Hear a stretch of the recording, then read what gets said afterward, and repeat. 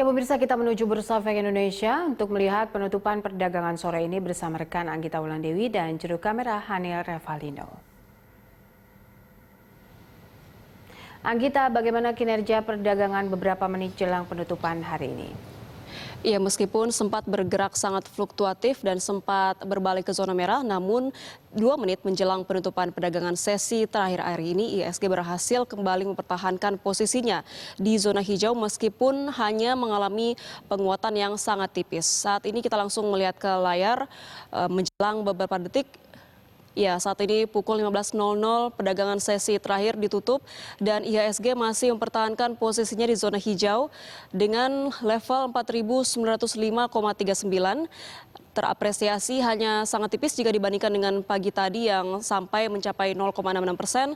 Saat ini hanya mencapai 0,07% atau 3,57 basis poin. Untuk volume perdagangan sendiri saat ini di sesi perdagangan terakhir sebanyak 7 juta lembar saham yang diperdagangkan dan nilai transaksi yang mencapai 6 triliun rupiah dengan frekuensi transaksi 583.290 kali transaksi. Pada perdagangan sesi 1 sendiri, total nilai transaksi mencapai 3,26 triliun dan meski IHSG sempat menguat di sesi 1 tadi setelah penutupan, investor asing melakukan jual bersih atau net sell sebesar 189,20 miliar di seluruh pasar dan saat ini di perdagangan sesi terakhir, investor melakukan aksi jual sebesar 340,49 miliar di seluruh pasar dan sebesar 342,82 miliar di pasar reguler. Sementara untuk aksi beli yang dilakukan oleh investor asing hari ini hanya sebesar 2,3 miliar rupiah. Sepanjang pergerakannya dari sesi 1 hingga sesi terakhir saat ini, IHSG sempat menyentuh level tertinggi 4.939,84 dan menyentuh level terendahnya yaitu di posisi 4.894,12. Popi. Sektor dan saham apa yang paling mempengaruhi IHSG hari ini?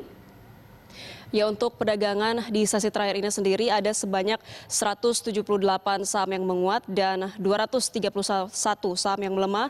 Lalu sisanya 149 saham yang jalan di tempat atau stagnan.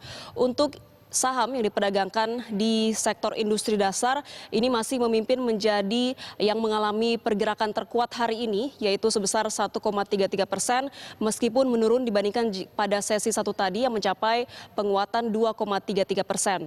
Kemudian saham yang diperdagangkan di sektor agrikultur menguat 1,22%, diikuti saham dari sektor aneka industri sebesar 0,69%.